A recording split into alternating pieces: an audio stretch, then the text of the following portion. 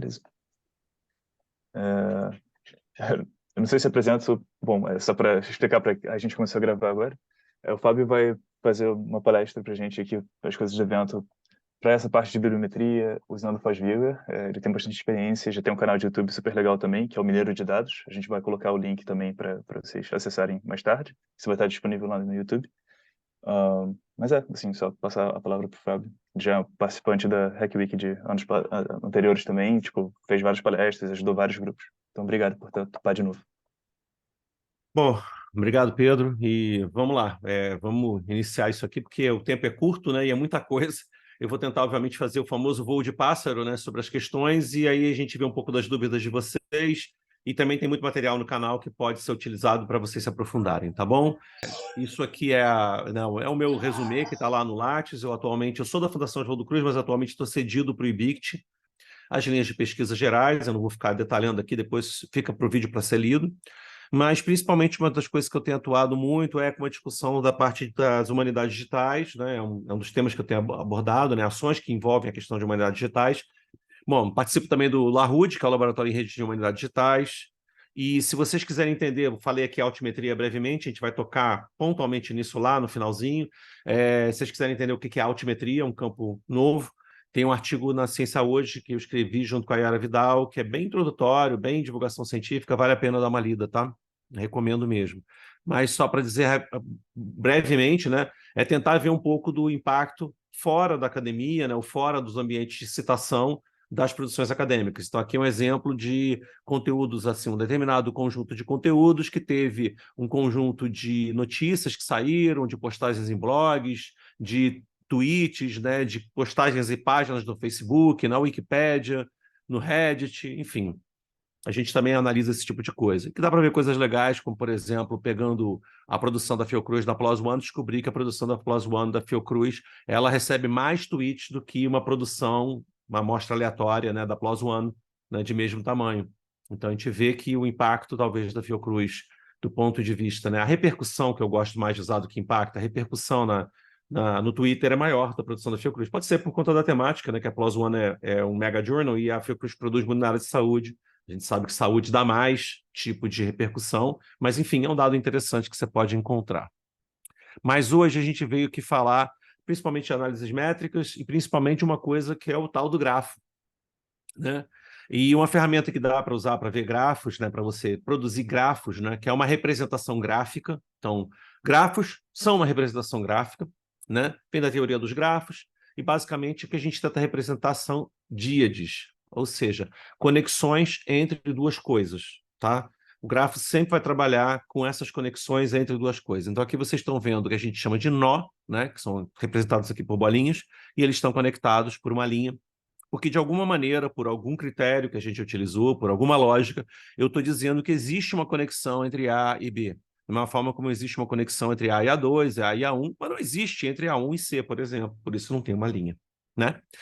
Quando a gente trabalha com esse tipo de representação, a gente pode também usar a espessura da linha para tentar representar um vínculo maior, tá? Então, por exemplo, aqui A e C tem uma espessura de linha maior, dizendo que há uma proximidade, talvez um maior vínculo, um maior conjunto de coisas que acontecem entre essas duas coisas, né? A e C, seja lá o que for, né? Que engrossa essa linha. E eu também posso usar da disposição espacial para demonstrar isso, partindo da ideia de que quanto mais alike eles são, né? Quanto mais eles têm vínculo, a linha engrossa e os nós se aproximam. Vocês têm que ter muita atenção que nem todo tipo de visualização de grafos, a distância é informativa. Há layouts, há algoritmos que fazem essa distribuição espacial que não levam em consideração essa proximidade para colocá-los mais perto, tá? Então, tem de um tipo e tem de outro. Mas nos grafos você pode ter várias formas de tentar fazer camadas de informação. Eu posso variar o tipo de representação desse nó, pode ser bolinhas, quadrados, triângulos, é uma maneira de eu fazer isso. Então eu posso chegar e dizer, olha, eu vou dizer que docentes vão ser quadrados, porque os docentes são mais quadrados, a gente sabe, né? E os discentes são bolinhas ou são triângulos, ou que são mais legais, né? Então eu vou representar de outra forma, né? E aí, quando eu faço esses vínculos, eu consigo, no olhar, saber, olha, isso aqui é um docente, isso aqui é um discente, né? Eu posso usar cores, eu posso usar essa cor para representar num degradê uma informação do tipo, quanto mais escura a cor, ou quanto mais vermelho num heatmap, né? Quanto mais para o vermelho essa cor, mais frequente essa pessoa produz, ou faz, ou o que seja. Como eu posso fazer grupos de cores para dizer, olha, eu rodo uma estatística, faço agrupamentos e vou colorir cada agrupamento com uma cor. Ou eu posso, a priori, determinar, tipo, como eu falei, docentes vão ser azuis e discentes vão ser vermelhos. Então, eu posso usar a cor como uma camada de informação. Eu posso usar essa distância como uma forma de, como eu falei, de dizer alguma coisa. Eu posso mudar o nó para tentar dizer alguma coisa. E eu posso também trabalhar ou não, tá? A direcionalidade desse vínculo. Aqui vocês estão vendo que a linha não tem uma seta, o que significa que A e C têm uma relação entre si, mas não existe uma direção nessa relação. Quando há uma direção nessa relação, a gente fala de um dígrafo. Quando a gente não tem a direção, nós estamos falando de um grafo tradicional, tá bom? Esses grafos todos que vão ser produzidos pelo VoiceViewer, o VoiceViewer não desenha, não plota dígrafos. Ele não plota setas. Então, as relações que ele mostra, no final das contas, são reduzidas, tá, a relações não direcionais. Existe uma das análises que a gente vai ver no VoiceViewer que é direcional e que ele representa sem apresentar a direcionalidade, ok? Isso é importante ter isso em mente. Então, a direção pode ser expressada ou não, e isso é uma maneira da gente trabalhar isso dentro também de um software que faz representação de grafos. O tradicional que vocês vão ver, utilizado aí na bibliometria, o que a gente escuta muito falar, são exatamente essas redes de coautoria, em que a gente faz o quê? As pessoas, né, publicaram artigos juntas, como elas publicaram juntas, existe uma relação, né, de pareamento entre elas. Então, eu vou ver uma rede de distribuição aqui, como a gente está vendo, em que quem está conectado com quem é porque coautorou algum trabalho, ok? A relação de coautoria é uma relação não direcional, beleza? Porque não existe uma direcionalidade entre quem autorou com quem a princípio. Eu poderia até querer representar essa questão se eu quisesse destacar que o corresponding author eu vou entender como sendo o centro dessa relação, ou seja, eu posso até trabalhar essa questão, mas em geral a gente está trabalhando a ideia de não direcionalidade numa rede de coautoria. Eu uso propositalmente esse grafo aqui para apresentar, porque vocês vão ver aqui um artefato que é o quê? A base de dados, quando me deu o dado e foi interpretada por esse software, o software interpretou equivocadamente que Júnior seria um outro autor. Então, ele separou o Júnior do outro autor, do autor original, e colocou ele como se fosse um autor a mais. Então, mesmo quando você trabalha com fontes estruturadas como bases de dados, você precisa entender os caveats que essa base de dados pode ter, os problemas que ela pode apresentar. Aqui é um problema clássico que acontece com scopus. Quando a gente usa scopus, a gente tem que tomar cuidado com o júnior, por exemplo, ou coisas do gênero que podem acontecer. Em geral, o que a gente vê muito é júnior, tá? Que existem esses... Ele interpreta como se fosse mais um autor, então você tem que limpar esse dado individualmente, porque senão vai aparecer esse errinho, tá? É uma dessas questões que a gente tem que ter em mente. Bom, o VoiceViewer é uma ferramenta gratuita, foi desenvolvida pelo CWTS, que fica em Leiden, na Holanda, é um dos centros mais importantes mundiais para a questão de centometria. É um software muito utilizado, né, por bibliometristas, centometristas, até pessoas de fora têm utilizado, fora do campo têm utilizado. É uma ferramenta que eu acho que ela é fundamental para todo estudante de pós-graduação, que todo estudante de pós-graduação pode, mesmo que não vá fazer um estudo bibliométrico, ter vantagens de usar uma ferramenta como essa para tentar entender um pouco o campo de estudo dele. E a gente vai ver por quê, pelos tipos de análise que a gente pode ter. Ferramenta totalmente gratuita, tá? 0,800, porém, ela não é, o código-fonte dela não é aberto, tá? Então, você usa, né, sabendo que ela tá ali produzida e não paga nada, mas tem esse porém. Uma outra ferramenta um pouco mais generalista em termos de grafos é o GEF. O GEF faz grafo de qualquer tipo de coisa que você quiser, consegue apresentar direcionalidade, consegue pegar e botar os nós como imagens, consegue botar os nós como diferentes tipos de polígonos, consegue exportar para grafos interativos, faz miséria, tá? Só que o GEF, eu digo que é a versão não Nutella do VoiceViewer, né? Porque ele já passa a exigir um pouco mais, né, de você entender um pouco o que você está fazendo. O primeiro grafo que ele vai te oferecer quando você importar os dados, ele é muito feio, e grafo feio não tem pai. né? Então a gente fica meio, né? Poxa, chato, não estou conseguindo entender nada, né? Você tem que fazer todas as setagens. A grande vantagem do Voice Viewer é que ele muito rapidamente te oferece, por intermédio de um wizard, que faz também limpeza dos dados e prepara tudo, né? Um resultado muito palatável para você começar a entender as coisas. Então, por isso que o Voice Viewer é uma ferramenta de entrada nesse mundo, tá? Basicamente, então, tem aqui o resumo, né, desenvolvidos, nós podem ser periódicos, pesquisadores, publicações, países, termos, e a rede formada por arestas que representam citação, acoplamento bibliográfico, cocitações, relações de coautoria, né, co-ocorrências de uma maneira geral. A gente tem todas as opções. Pode fazer mineração de texto dos resumos e título, que é muito interessante. Muita gente, quando começa a utilizar, não se toca que ele faz isso. O VoiceViewer, inclusive, pode ser utilizado com um arquivo externo que você tem, desde que o texto seja em inglês. E ele tem uma biblioteca de processamento de linguagem natural maravilhosa, que inclusive detecta termos compostos, que é uma coisa muito legal. Uma parte das coisas, o Iramutec e outras coisas, normalmente trabalham com os termos isolados, e aí você tem que fazer esse trabalho, se você tem um termo composto que é importante você manter, você que tem que juntar isso previamente, né? E permite a visualização de 3 formas. Você pode ver o grafo colorizado por agrupamento, você pode ver ele colorizado por algum indicador num heatmap ao longo do tempo, e você pode ver num heatmap mesmo sem os links em si. A gente vai ver brevemente cada uma dessas formas, e a gente vai correr um pouquinho hoje, né? A única questão é que é necessária a deduplicação e desambiguação prévia por tesauros, ou seja, se o seu dado precisar de algum tipo de tratamento em relação à deduplicação ou desambiguação, você tem que fazer isso previamente, no caso da desambiguação, e no caso da deduplicação, você pode usar o recurso de um arquivo chamado tesauros, que você pode preparar para o VoiceViewer, tá? Tem vídeo no meu canal explicando direitinho como é que você faz um arquivo de tesauros para o VoiceViewer. Eu não vou ter tempo de abordar aqui, porque é um processo longo, mas tem vídeo no canal sobre isso, né?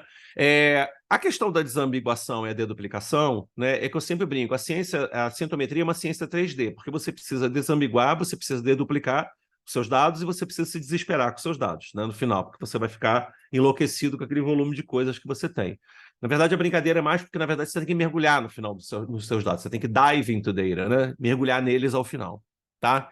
Para dar um exemplo desse tipo de problema, eu vou pegar aqui um dado que é do Blog Pulse, que não existe mais, é uma ferramenta que não está mais disponível, mas esses aqui são os dados pela busca do que tinha de postagens, né? O percentual de postagens totais em blogs durante o período da eleição em que concorreu a Dilma, o Serra e a Marina. E vocês podem ver aqui, ao longo do tempo, que tem períodos, né? Tem uma diferença de basal entre cada um deles, né? A Dilma com menos repercussão histórica ali do que os outros, do que Dilma, do que Marina, do que Serra, mas você vê que tem alguns momentos onde eles meio que se aproximam. São os momentos dos debates. Depois tem o momento do primeiro turno, que eles se aproximam, aí a Marina perde, né, e não vai para o segundo turno, então ela volta para a basal dela. Você tem novamente debate, Dilma, Serra, etc., que você tem o dia do resultado, onde sobem os dois, até que se descobre que foi a Dilma eleita, e aí só se fala de Dilma. Uma coisa normal de acontecer. Mas aqui tem um porém. Dilma, a gente sabe que é um nome muito, muito característico, né? Então, dificilmente, quando estava falando do Dilma, estavam falando de alguma outra coisa. Em compensação, no caso da Marina, podia ser Marina Silva, Marina Lima, podia ser Marina da Glória, podia ser outra coisa. Serra podia ser o José Serra, Serra da Cantareira, Serra da Capivara, o massacre da Serra Elétrica, que todo mundo sabe que é uma motosserra, não é elétrica. Hoje em dia tem até de lítio, dá para usar com a de lítio. Mas antigamente, se fosse elétrica, eu queria soltar a tomada. Então, tem esse problema histórico. Mas você tem uma série de ambiguidades no termo. E essa ambiguidade no termo é que é uma coisa muito importante você levar em consideração, né? Que você pode ter contaminação aqui porque o termo é igual e pode ter mais de um significado. Então, a desambiguação é uma coisa que o VoiceViewer não vai te dar uma ferramenta para isso. Você vai ter que fazer isso de alguma forma, ou você vai ter que assumir que a ambiguidade é pequena demais para ser significativa, que é uma maneira também de você lidar. Tipo, olha, quando falam o termo tal, 95% das vezes a maior parte das vezes é tal questão. Muito raramente a outra. E aí você vai dizer, pô, mas esse raramente, Fábio? Por que aí como é que você dá conta disso? Eu dou conta disso porque, em geral, esses tipos de análise que a gente faz na bibliometria, eles acabam tendo uma influência muito grande da lei de Zipf. E a lei de Zipf é uma lei muito interessante. Zipf é o meu herói pessoal, né? Eu normalmente chamo a atenção disso, porque todo mundo, nem todo herói usa capa. E o Zipf, o que ele fez foi o seguinte, ele pegou o Ulisses de Joyce, que é um livro que todo mundo deve ter na estante da mãe, do avô, etc., lá, daqueles clássicos que antigamente se comprava, né, da literatura, e muita gente tem, e a maior parte das pessoas não leu, porque é um livro muito pesado. E ele, além de ser um livro muito pesado, o que acontece? O Zipf, ele não leu também o Ulisses de Joyce, ele contou a frequência de palavras no Ulisses de Joyce inteiro. E ele, a partir daí, ele descobriu que algumas palavras eram extremamente mais frequentes do que outras e que elas faziam uma distribuição que seguia uma curva mais ou menos desenhada assim, onde você teria no topo dela o que é chamado de zona de informação trivial, no meio uma zona de informação interessante e uma final de ruído, com alguma possível superposição nessas áreas aqui. O que acontece? Todos aquelas termos que fazem conexão, né, que são artigos definidos, né, preposições, etc., eles não estão em informação nenhuma, e são os mais frequentes. Então, você vai encontrar no inglês, no português, ou uma, de, para, uma porrada deles lá em cima. Depois você vai encontrar alguns termos relativamente frequentes, mas que podem ser pouco informativos, e você tem que avaliar isso. Vou dar um exemplo. Se eu fizer uma coleta de dados perguntando por um termo, olha, só quero artigos que tenham no título a palavra Covid. Qual o termo dos mais frequentes que você vai ter? Covid, porque afinal de contas você obrigou que a sua amostra tivesse Covid. Eu posso chegar e tirar da minha representação o termo Covid por dizer que, olha, ele vai estar em todos e ele não é informativo. Posso manter também, mas quando ele estiver no centro, com tudo em volta, né, eu tenho que saber disso. A gente vai ver até um exemplo que eu dou com o Bourdieu, que aparece ali no meio, a pesquisa era por Bourdieu, ele vai ficar no meio, né? Uma bolinha com tudo. Mas, tendo dito isso, o que acontece? Você percebe que, se você tiver uma grande quantidade daquele seu termo mãe, que é importante para você, ele é o mais frequente, a interpretação está num determinado sentido, como na maior parte desses estudos o nosso corte vai pegar um percentual muito lá no topo, ele vai acabar descartando, entendeu? Essas correlações que seriam espúrias, entendeu? Então, se o significado daquele termo ele é majoritariamente, muito majoritariamente, tá? Vamos lá, 80% ou mais, ele está certo num determinado caminho, muito provavelmente você não vai ter problema dos contaminantes, porque esses contaminantes não vão, né, não vão aparecer, ou seja, os vínculos desse termo com os termos que seriam vinculados aos contaminantes, eles são eliminados porque você acaba analisando um extrato muito acima, que está, obviamente, dentro dessa curva, né, que é uma curva exponencial, né, uma power law, né, que está sendo definida aqui, tá? Bom, para que a gente possa fazer esse tipo de estudo sintométrico, a gente, no Brasil, tem acesso a uma coisa maravilhosa, que é o periódico SCAPES, né, que permite que a gente possa acessar a Web of Science e a Scopus, principalmente, online. A gente tem a Dirwin, né, pode ser acessada para a área de patentes, mas o VoiceViewer não importa diretamente dados da Dirwin, e tem outras bases que a gente pode ter acesso, enfim, né? E basta você utilizar o Acesso Café, né? Quem não sabe usar o Acesso Café, tem vídeo no canal explicando, mas acho que todos aqui sabem usar, né? Que é para você poder usar o login e senha da sua instituição de pesquisa e vai te permitir acessar lá. Para quem não tem esses acessos, né? Quem assistir esse vídeo não tem esses acessos institucionais, só lembrando que o VoiceViewer é gratuito, você pode pegar também dados da PubMed, que tem acesso gratuito, você pode pegar dados da Dimensions, que tem acessos limitado, gratuito. Então, você também tem um pouco dessa possibilidade. Fora isso, para quem quiser discutir qual base de dados utilizar, pelo menos entre essas três, Web of Science, Scopus e Dimensions, tem esse trabalho, né, que teve a coautoria da professora Jaqueline Letta, do Instituto de Bioquímica Médica, que fez um levantamento da sobreposição dos ISSNs, tá? Ou seja, dos códigos das revistas, entre essas três bases, o que demonstra que, se você usar Scopus, você vai ver que vai ser uma casquinha mínima da Web of Science, que é própria dela e que não faz parte da Scopus. Esse é um dos argumentos no meu vídeo que eu digo por que essa história de ter que juntar a Web of Science e Scopus é uma coisa que eu realmente não vejo sentido de uma maneira geral, a não ser em casos muito excepcionais que você vai lá e verifica que essa casquinha é fundamental para a sua vida. Porque não vai fazer sentido. Agora, claro, se você for fazer uma revisão sistemática de literatura, o seu papo é outro, aí é outra história. Mas se você está usando apenas para levar, para ter uma ideia do campo, né, por um estudo bibliométrico usando o VoiceViewer, não faz para mim muito sentido, a não ser que você verifique que esse conjunto aqui específico da Web of Science que está fora da cobertura é fundamental, tá? Você vê que o overlap dele é de 489, né? Então aqui sobraria 11, a gente está falando de 121 ISSNs, ou seja, é menos de 1%, tá? Que é só da Web of Science. Então, tem que avaliar isso com cuidado. É claro que tem um detalhe que é importante chamar a atenção, de que apesar de se parecer que a Scopus tem uma cobertura muito maior em termos de ISSNs, a gente tem que lembrar que a Scopus não vai tão para trás no passado quanto a Web of Science. A Web of Science tem um histórico muito maior, tá? E se você vai fazer pesquisa que tem caráter histórico, né, que eu quero pegar os artigos lá de trás, lá de antes de 1997 para trás, a Web of Science pode ser muito interessante para você, porque pode te dar uns artigos, né, seminais importantes, tá? Então tem que tomar um pouco também desse cuidado. A Scopus também consegue, por exemplo, a memória do Instituto Oswaldo Cruz, ela tem tudo, porque a memória do Instituto Oswaldo Cruz digitalizou tudo e botou tudo, e quando ela foi indexada, pegou tudo, desde os artigos de 1900 e, né, Guaraná com rolha, tá? Então, beleza. Aqui tem, por último, também essa mesma distribuição, mostrando, né, essa sobreposição, para a gente poder ter uma noção, né? Peraí, ops, fiz besteira. Bom, voltando para o nosso problema. A gente tem, então, aqui agentes de coautoria, tá? Que são o clássico, né? Mas você também pode fazer esse tipo de rede baseado na coautoria por países, né? Eu posso pegar os autores, subir para um nível institucional, posso fazer por instituições de pesquisa e posso fazer até por países. Por instituições de pesquisa, você tem que tomar cuidado, porque algumas bases são muito ruins nisso. Por exemplo, o próprio Voisvir chama atenção que a Scopus é péssima na questão de tratamento e limpeza das instituições. Então, também, às vezes, é um motivo para você usar o Web of Science. Você quer fazer por instituições, não é recomendado o Voisvir, ou a Scopus, né? Não é recomendado, o Voisvir não recomenda a Scopus.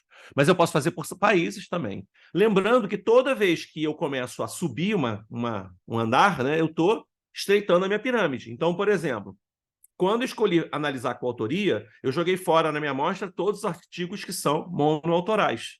Algumas áreas têm alto percentual de autorias individuais. Outras é muito raro. Então, se você está numa área que é raro, ok. Se eu estou numa área onde não é raro, eu vou ter que chamar a atenção no meu estudo, não invalida, eu posso fazer uma análise de coautoria, né? Mas chamar a atenção de que, olha, eu estou analisando uma coisa peculiar para essa área, para a área de artes, né? 20% só. Né? Então, é peculiar para a área de artes analisar a coautoria. Quando eu vou para instituições, eu diminuo mais ainda. E também por área tem diferenças. Áreas, às vezes, um pouco mais nacionais, como, né, que a gente tem que ter um caráter mais nacional, costumam ter menos instituições em colaboração e costumam ter menos ainda a questão de países, porque é mais raro ainda. E quando eu vou para países, subir mais na pirâmide, mais apertado ficou, tá bom? Eu posso também fazer uma análise a partir de palavra-chave. E aí, existem dois tipos de palavra-chave em geral que as bases oferecem. Algumas não oferecem palavras-chave, como a Dimension. A PubMed oferece mesh terms, que aí é um processo, né, os mesh, né, os termos mesh, que são super bem tratados e trabalhados e são tecnicamente assim exemplares. Você tem depois a Scopus, que faz o index keyword e pega de autor também, oferece as duas. E a Web of Science oferece a Keyword Plus e Author Keyword. Então, chamando a atenção de que, primeiro, Index Keyword tem uma lógica totalmente de Author Keyword, desculpe, de Keyword Plus da Web of Science, porque são bases diferentes, da mesma forma como é totalmente diferente de Mesh.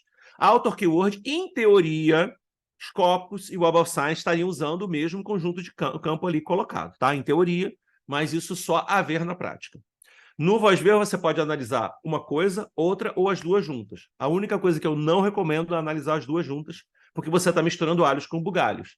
Você está misturando uma coisa que é, no mínimo, um vocabulário controlado com um conjunto muito mais provável de ora vocabulário controlado, ora termos livres, ora obrigatoriedade de seguir um DEX ou até um mesh, entendeu? Então, não é uma coisa legal, entendeu? Você misturar essas duas coisas. Mas ele permite você fazer. Se é para uma coisa pessoal, que você só está levantando para entender o campo, etc., você pode fazer. Mas é para um estudo cientométrico, não é uma coisa que eu acho muito legal. Em geral, eu não gosto de fazer análise de keyword, tá? Porque eu acho que não é uma coisa... A não ser Mesh. Mesh eu acho legal. Quando é PubMed usar no Mesh, eu gosto. Mas é uma preferência pessoal como pesquisador, não posso dizer que não pode ser feito, Mas não é uma recomendação que eu dou para os meus orientandos. Eu normalmente falo, cara, vai para análise de conteúdo de título e abstract, que é muito mais interessante o que você consegue observar, tá bom? Concorrência disso. Você também pode ver o que ele chama de citation, mas que deveria ser chamado de intercitation, porque, na verdade, é uma troca de citações entre, né, o artigo ou a revista, o que seja.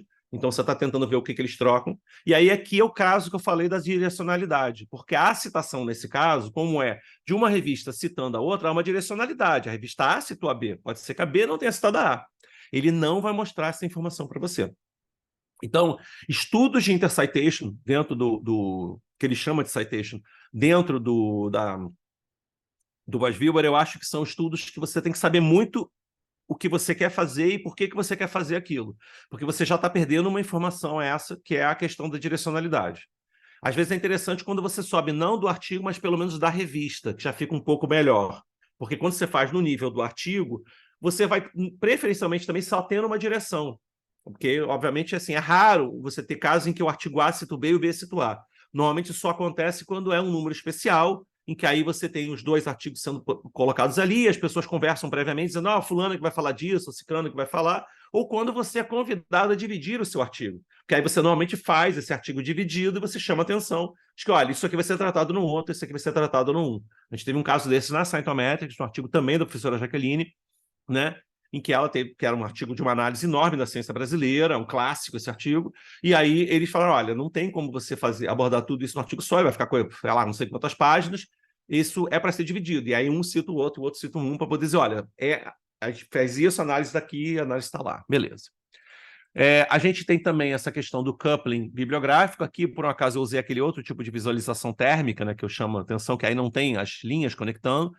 Eu rarissimamente uso isso. Acho que a gente perde uma informação que eu acho muito importante, que é das linhas, mas, enfim, ele dá essa opção de visualização, e aqui, basicamente, o que ele está vendo é cada uma dessas revistas, vendo as publicações que estão nessa amostra e vendo o que elas têm, né, do corpus citado em comum, que é uma maneira de você entender, por exemplo, aproximar pesquisadores, aproximar conteúdos, etc., baseado no quê? Baseado no que eles citam. Ou seja, será que fulano é mais próximo de cicrano do ponto de vista acadêmico? Vamos ver o que ele usa de referencial teórico. Então, eu consigo segmentar essas coisas pelo referencial teórico utilizado. É muito interessante também o acoplamento. É uma análise que eu, pessoalmente, acho sensacional.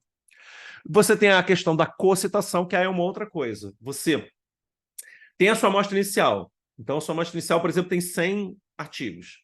Então, lá, 100 registros, né? Porque eu estou falando do artigo aqui como sinônimo de registros, mas pode ser que sejam conferências de congresso, pode ser que seja capítulo de livro, etc. Vem 100 registros da base, né? A não ser que você tenha filtrado para artigos. Eu peguei esses 100. Só que esses 100, eles têm um corpus, né, que você tem de conteúdos que foram citados, que sustentam esses 100 artigos. Então, o que sustenta esses 100 artigos selecionados? São esses 1.200, ou os 10.000 artigos citados. Eu vou analisar esse conjunto agora, da seguinte maneira: eu quero ver os artigos que foram citados pelo mesmo artigo num dado momento. E aí eles vão ser aproximados aqui. Aqui, no caso, foi feito a partir de revistas, né? As revistas estão aproximadas a partir do momento que, olha, normalmente a Acta Amazônica é citada no mesmo artigo que a Revista Brasileira de Zoologia, e por isso elas estão mais próximas. Também é uma análise bem interessante, dá um trabalho bem legalzinho.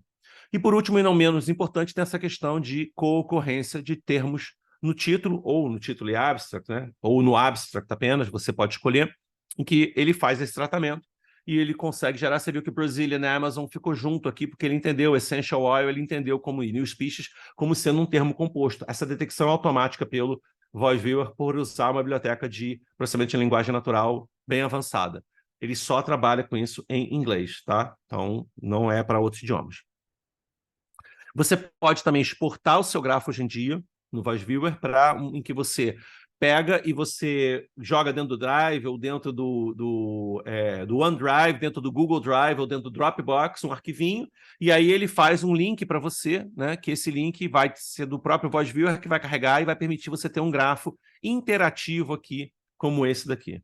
A gente vai agora dar uma olhada brevemente no VoiceViewer para poder ver um exemplo, né? Eu vou puxar aqui minha telinha, vamos ver se ela vai sobrepor aqui direitinho. Aqui é o canal Mineiro de Dados, mas vamos lá. Ó, periódico escape está aqui, como vocês estão vendo. A gente tem aqui a possibilidade de pesquisa na Web of Science. Vocês já devem saber fazer pesquisa na Web of Science nas Scopus. Eu só vou chamar a atenção de uma coisa, que é muito importante para vocês como centometristas, né, que estão se propondo a fazer uma análise centométrica. O default da Web of Science é todos os campos.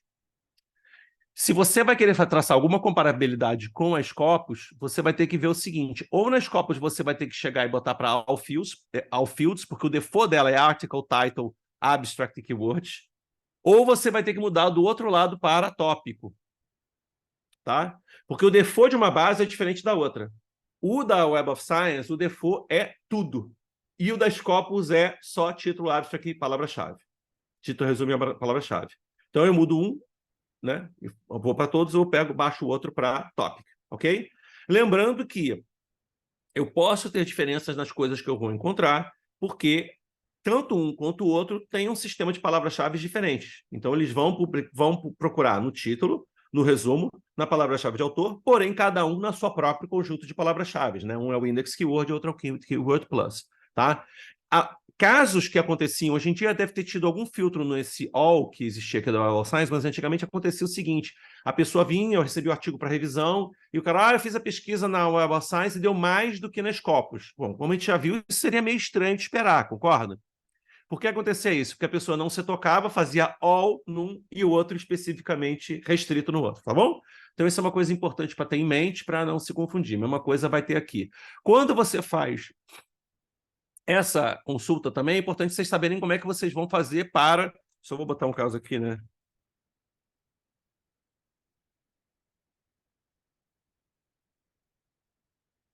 Como é que você faz para mandar isso para o Voice Viewer, tá? Para você mandar para o Voice Viewer, você tem a opção de exportar na Web of Science. É muito simples e a opção que a gente costuma utilizar é o arquivo delimitado por tabulação. Tá bom? No arquivo delimitado por tabulação, você vai ter os registros aqui.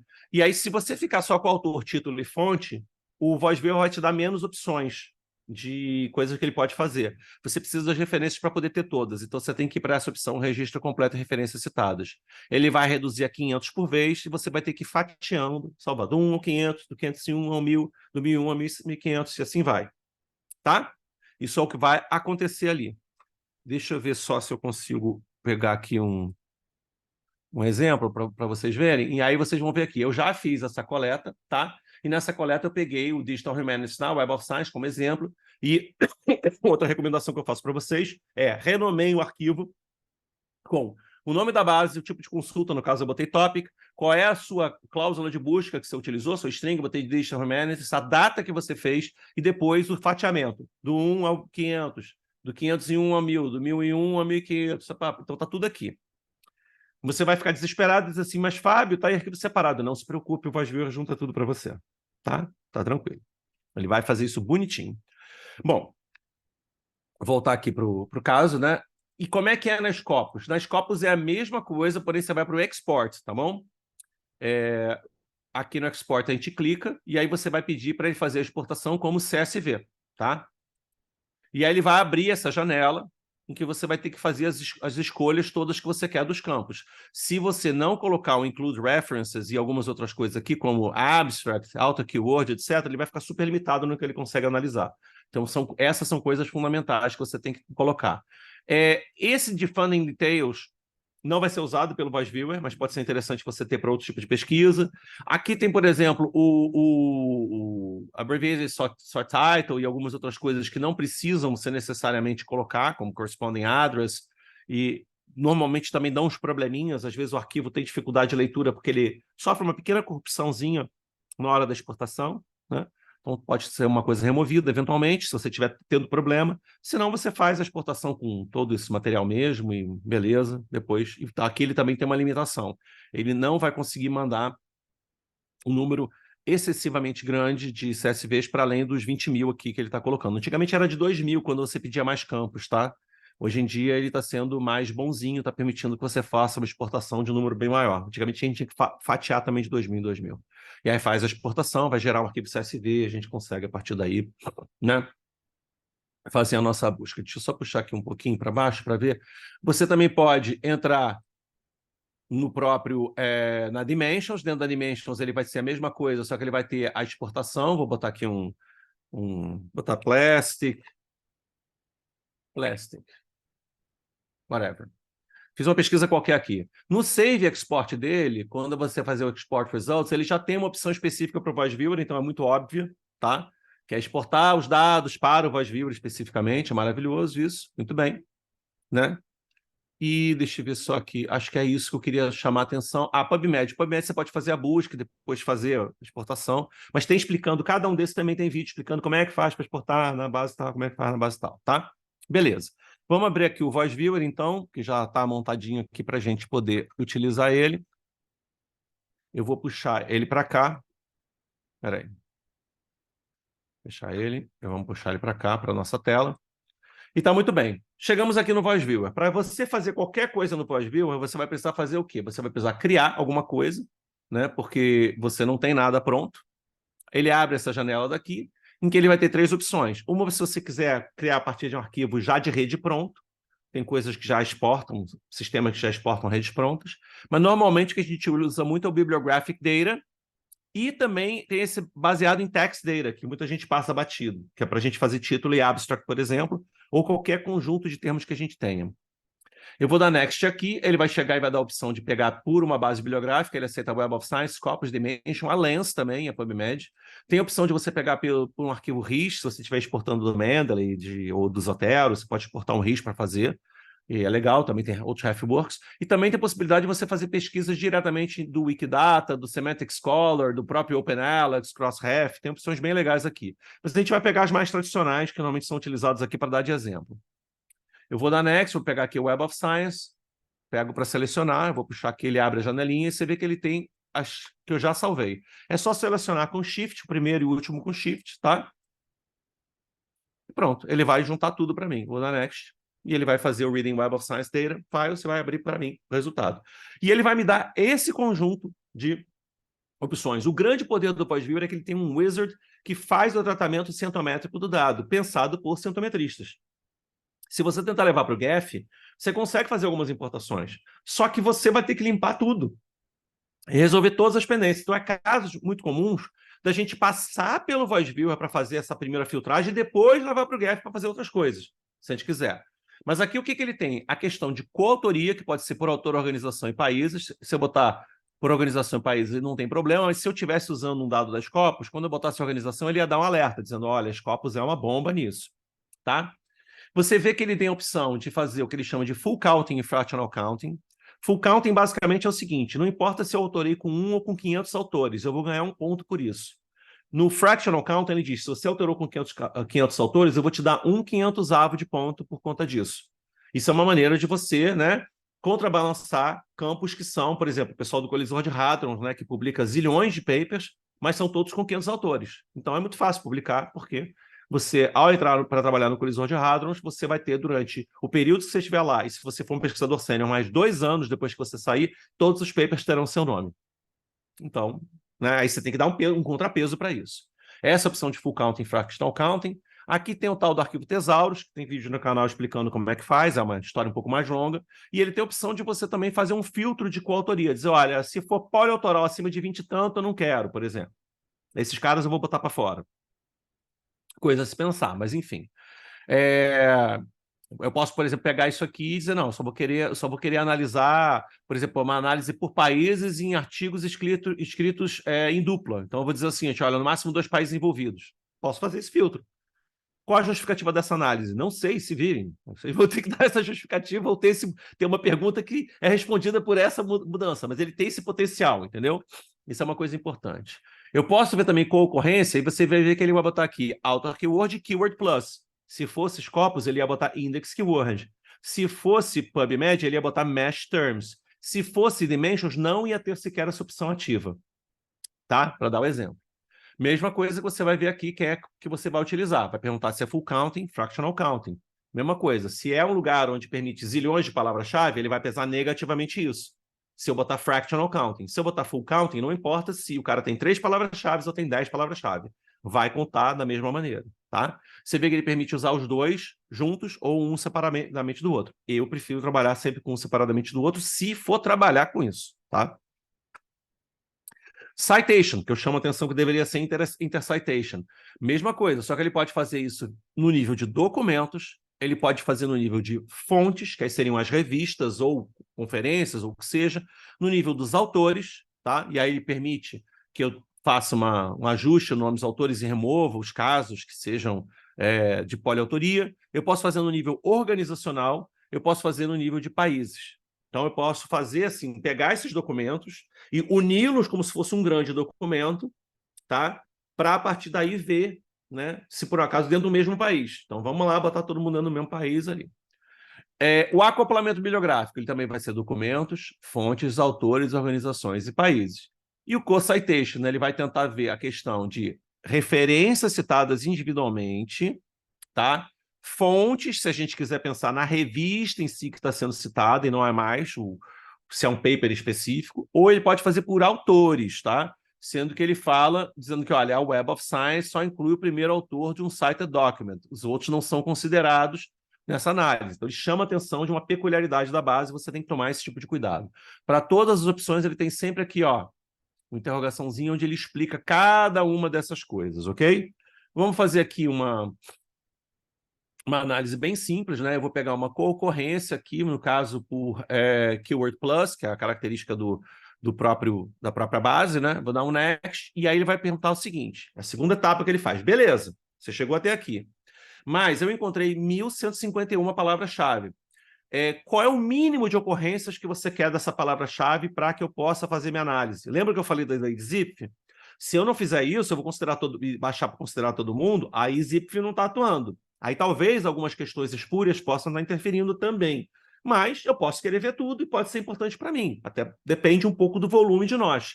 Se eu estou com um corpus muito pequenininho, eu posso querer ver tudo, porque, ok, é pequeno, dá para ver tudo direitinho. Mas se você começa muito grande, é que você começa a tentar ajustar isso. Em geral, o Voice Viewer ele dá uma boa visualização para alguma coisa até uns 200, 300 no máximo nós. Você consegue ainda fazer um bom discernimento ali, né? Então, isso é uma coisa importante também.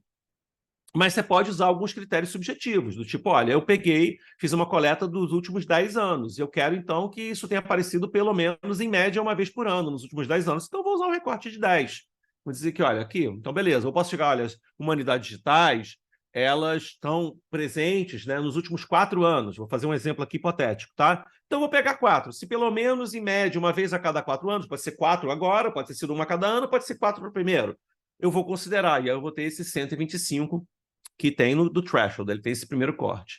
Fora isso, ele permite também que você faça um segundo corte baseado no que ele chama de association strength, na verdade, com a força de link strength, ou seja, a força de ligação entre esses links, que serve exatamente para você tentar priorizar esses nós que são mais importantes do ponto de vista da formação dessa grande rede. Você pode usar esse filtro ou não, tá? Quando você faz para termos, ele usa já obrigatoriamente, já dá uma sugestão de usar obrigatoriamente, porque em termos a lei de Zipf é batata total. Então, é importante você focar nos principais ali de alguma maneira, você fazer um corte pelo menos de 40% para fora. Bom, e aí você vê que ele gerou aqui o meu dado e ele começa a listar esses nomes todos aqui, das palavras-chave. Agora eu posso dar uma olhada nessas palavras-chave para ver como é que elas estão. E aqui que entra a questão da deduplicação. Né? Você vê que tem Digital Humanities com dash, com traço, né? E Digital Humanities sem dash. Teoricamente, eu tinha que juntar essas duas coisas, porque ele está duplicado. Eu teria que deduplicar isso num Thesaurus. Eu não vou fazer isso agora. Mas é exatamente isso uma coisa que você precisa verificar. Se você fizer uma verificação e você não encontrar problemas, você não precisa fazer o Thesaurus. Mas se você encontrar problemas, você precisa fazer o Thesaurus, né? Porque senão vai ficar uma coisa errada, né? Então, tem aqui um exemplo, acho que tinha também umas outras coisas. Information Seek, Information Size, Information não é problema. Tinha Network, Networks, está vendo? Um plural aqui, ó. Tem que ver. Mas, enfim, vou dar um finish. E aí, o que acontece? Normalmente, você pode dar sorte dele chegar e você ter um material que não tem um problema, ele está num componente gigante inteiro, ou seja, todos os nós são conectados direta ou indiretamente para o corpus total que você está analisando, o maior corpus, né, de conexões, o maior conjunto que a gente chama, né, o maior agrupamento ali, que é o chamado componente, né, componente gigante, né? Ou pode ser que não, que alguma coisa esteja solta no ar, ou seja, pequenos grupos soltos no ar. Você pode ver que aqui tem um termo que não está ligado a nenhum dos outros, por algum motivo. Então, muito provavelmente, ele foi um index keyword único de um determinado artigo que ficou de fora. Se eu der yes, ele vai jogar fora esse resultado. Em geral, eu recomendo que você primeiro dê no, para você ver o que está sendo eliminado. Porque, né, se você não sabe o que está eliminando, é complicado. Então, primeiro eu vou dar um no, vou olhar esse resultado, e ele vai mostrar que é music. Olha, music está, de alguma maneira, totalmente fora aqui. Eu vou criar novamente tudo do zero, até o final. Vou diminuir para 4, como eu tinha falado. Next, next, finish. E agora eu vou aceitar, porque eu sei o que eu estou perdendo, que é music. Tá? E ele gerou o meu gráfico. Então você pode ver que ele muito rapidamente gera um gráfico super bonitinho, né? Tá aqui, resolvido. Né? Ele já está distribuído, já separado em agrupamentos. Não ficou uns agrupamentos tão claros assim, mas eles estão mais ou menos, né, distribuídos aqui. Tem a parte do Digital Humanities, que é uma condição sine qua non para essa pesquisa, eu poderia ter removido. Poderia também ser uma estratégia eu remover ali, em vez de tentar fazer a duplicação, dizer, não, vou simplesmente remover, porque eu não quero que eles apareçam. Vou até fazer isso do zero depois, para dar esse exemplo. Ó, vou aqui, ando até aqui. Espera aí, juntar aqui, botar o back, botar o 4 para ficar no mesmo exemplo. Next. E vamos botar as ocorrências. E aí tem Digital Humanities aqui, vai ter um lá com 5 também, né? Se não me engano. Cadê? Digital Humanities. Pronto, vou tirar os dois. Se eu desselecionar aqui, ele sai, tá? Vou dar um finish. Pronto. Aí ele vai dizer, olha, vou aceitar. E ele fez a distribuição aqui, né, dos meus dados. Né, e você vê que ele talvez até ajudou um pouco melhor a fazer os grupos, porque provavelmente devia ter uma parte que estava com dash, outra sem dash, estava gerando uma certa confusão nesses vínculos. Você também tem outra opção, que é o Overlay Visualization, que é olhar para essa mesma coisa, porém usando a cor como um degradê sobre, né, algum tipo de métrica. Aqui, no caso, ele usou o ano médio de publicação, que é a primeira opção que ele dá, default. Então, eu consigo ver que o que está amarelinho é mais recente. Se eu fizer uma análise, por exemplo, sobre algum tema meu interessante de pesquisa, eu posso ver, olha, mais recentemente o que se tem estudado nessa área é tal coisa, porque está mais em amarelinho, não era estudado antes. As cores que são intermediárias significa que elas estão mais ou menos distribuídas ao longo do tempo, ou elas foram muito no passado e estão sendo muito no presente, estão na média, tem que tomar cuidado, é média, ano médio de publicação. E ele busca uma faixa onde ele consegue ter uma melhor representação. Então, por exemplo, a questão de humanidades digitais em arqueologia parece estar sendo uma novidade, a questão de memória, né? Questão de vida, né? Herança cultural, a arte, a ontologia, o online, enquanto que a questão da informação está mais para trás, entendeu? A discussão até de futuro, por exemplo, está mais para trás, né? Sobre a geografia, a exploração, ferramenta, os recursos. Então, você tem vários termos que imediatamente você consegue ter um olhar temporal para isso. Eu posso fazer isso também por outro conteúdo? Posso. Eu posso mudar aqui pela questão da média de citações. Aí ele vai colorir pela média de citações. Então, o que tem gerado mais citações são os trabalhos que têm como palavra-chave o termo cultura. Os que têm falado sobre história, não está muito bom para história, não, mas a gente sabe também que a dinâmica na história, né, de citações é diferente, então pode estar representando isso, enfim. Ele tem outras opções aqui, né? E aí, vamos lá. Tem a questão de ocorrências, outras coisas. Bom, e por último tem o de densidade, que é esse que a gente falou, né? Que tem essa opção de você ver as palavras. Ele fica como se fosse uma nuvem de palavras com cores, né? Eu gosto mais desse tipo de visualização do que a nuvem de palavras, pessoalmente, mas é só nisso que eu acho que ela é interessante. E aí você pode também fazer essa colorização pelos agrupamentos para também te ajudar a identificar pelo menos o que seria mais próximo do que. Tá bom? Tem como você fazer ajustes de escala, tem como você fazer alguns tipos de ajustes também do número de linhas. É muito importante você saber que ele está mostrando aqui um máximo de 1000 linhas, então, eventualmente, você tem que aumentar esse volume aqui para ter certeza de que não tem uma coisa e falar, isso aqui não tem nenhuma ligação com tal coisa. Espera aí, tem ou não tem? Vamos aumentar o número de linhas e ver se ele já está no máximo, né? E pode ser que as 1000 linhas estejam cortando alguma linha mais fraca que liga alguma coisa. Então, essa é uma dica importante tendo voz ver. Eu vou diminuir aqui para vocês verem o que acontece, ó.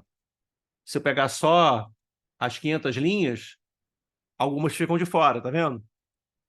O default dele é 1000, mas enfim, você pode aumentar isso para poder ver um pouco. Você pode tirar as cores da linha se você achar necessário, pode botá-las retas em vez de curva, você pode mudar os tamanhos, outras coisas, pode usar background diferente, enfim, tem várias opções aqui. E aí tem a questão da opção de você fazer o share que eu falei, que aí você vai fazer esse share no Google Drive, Dropbox ou Microsoft OneDrive, ele pede o acesso, né, da sua conta para você jogar lá dentro, né? Você pode também salvar esse gráfico, toda vez que dá o save aqui, dá um probleminha, porque, peraí, na questão de vídeo, você pode salvar o seu gráfico no formato, né, do próprio Voice Viewer, como um JSON, como um GML, como um arquivo do PyEC, para outras coisas, e você pode também fazer um screenshot, que aí a dica é você ir em Options primeiro, deixa eu pegar aqui, eu sei que está dando um bug aí na tela, mas enfim, você aumentar o scaling para 400 para poder aumentar o tamanho da imagem, tá? Senão a imagem fica um pouco pequena para uma publicação. Para um PowerPoint está ótima, mas se você for mandar para publicação, eles começam a pedir mais DPI, faz antes isso em 400, entendeu? E aí depois você faz o screenshot, tá bom? Para poder ficar bonitinho. Deixa eu só ir voltar aqui, que ele, quando faz isso, ele resolve, tá bom? Já tem uma versão nova, que é a 1.6.20, eu nem vi que tinha saído, então deve ter saído há pouco tempo. Tem que até ver se não tem alguma novidade, a gente pode até dar uma entrada lá, vou abrir aqui para ver se tem alguma questão. Não parece ter dito aqui objetivamente nenhuma grande novidade. Deixa eu botar o home, eu não estou abrindo para vocês só para não... ele não falou nada muito grande, deve ter lançado praticamente agora. 2.20, é de 31 de outubro, tá vendo? Ele lançou em 31 de outubro a versão nova. Essa aqui, que é a 6.20. Vou deixar baixando aqui. Vou fazer aqui ele salvar. Lembrando que ele salva como um zip, tá? E aí é importante você primeiro descompactar. Porque se você tentar rodar ele internamente, abrindo pelo Windows, diretamente clicando, ele vai abrir com uma pasta zip e depois na hora de executar vai dar ruim. Ele precisa de Java também, que é uma outra coisa importante. Tem para Windows, tem para macOS, você pode rodar em outros sistemas como Linux, porque ele pode rodar dentro de uma máquina virtual Java, tá bom? Então dá para resolver um pouco dessas questões por aí. Ele acho que nem comentou ainda aqui como é que é essa nova versão A20. E vamos, por último e não menos importante, só fazer criar isso aqui, a mesma coisa, só que com text data, da Next. Aí a gente vai para o dado bibliográfico da Next, a gente pega o Web of Science, mesma coisa, da Next. E aí você vai ter essas opções, ele já tem um negócio para limpar copyright e aqueles formatos meio padrão de abstract que é estruturado, né, para fazer limpeza. Seu da Next aqui, ele vai encontrar os termos todos, vai fazer a extração e vai gerar, no final das contas, eu posso gerar um gráfico bonitinho com isso, fica super bacana, é bem prático. Eu acho que as principais dicas eu dei para vocês, só vai faltar uns 5 slides rápidos que eu vou passar depois de passar isso aqui, que é sobre como isso está... como você pode usar também para outras coisas, né? Para além da questão bibliométrica. Então aqui ele faz... Aí tem o binary full counting. Binary counting é assim, ele vai contar só a presença e a ausência do termo. No full counting ele dá peso, então se uma palavra aparece várias vezes no abstract, ela né, tem uma vantagem. Você pode fazer um thesaurus também depois de limpeza. E aqui você vê que, por exemplo, eu estou fazendo um corte, né? Deu 45 mil termos, né? Eu vou fazer um corte aqui maior para ficar mais razoável, ficar mais ou menos em torno dos... botar 400, tá? Tem 30, deu 400 por curiosidade. Ele sugere esse corte de 60%. Em geral, eu recomendo que você acate ele, né, ao final, mas antes que você não faça o corte, veja o que ficou, né? Beleza? Aí depois você vai lá e acata. Esse corte de 60% é muito bom, como default, né? Às vezes a gente dá uma leve alteração nesse corte para poder igualar um pouco a amostra. Às vezes as amostras são muito parecidas, mas uma está com 253 e a outra estaria com 147. Falando, não, vamos pegar os 250 a mais. Então subo, baixo um pouquinho para parear as duas. Não tem problema, pode ser uma opção também. Aí ele vai fazer o Relevance Score. Vai ter aqui, obviamente, né, os principais termos que ele encontrou, né? Humanities, aqui, Collection, etc. Dá um Finish. E aí ele gerou aqui um grafo, você percebe que é um grafo bem separado em 3 grandes clusters, um cluster aqui mais focado para universidades, plataformas, bibliotecas, o outro voltado para técnicas, linguagens, e outro para teoria, cultura, sociedade, scholarship, production e coisas do gênero. Se eu pegar agora esse mesmo coisa com overlay visualization, a gente vê que isso aqui está um pouco, de uma maneira geral, mais para o passado, que tem que estar no mais contemporâneo, tem uma discussão sobre período de literatura e corpos e outras coisas para o lado de cá, ou seja, tem grandes opções para a gente analisar. Tá? Bom, voltando aqui para a nossa apresentação, para finalizar, obviamente ninguém, se não tiver os seus discentes, seus orientandos, seus pós-docs, seus colegas, para poder trabalhar e produzir. Então, aqui é uma amostra geral dos que deixam foto disponível no Lattes, os que não deixam foto no Lattes não dá para botar, né? E queria dizer obrigado, né? E deixar aí meus contatos, meu e-mail, meu Twitter, e o link do canal do YouTube. Muito obrigado para vocês.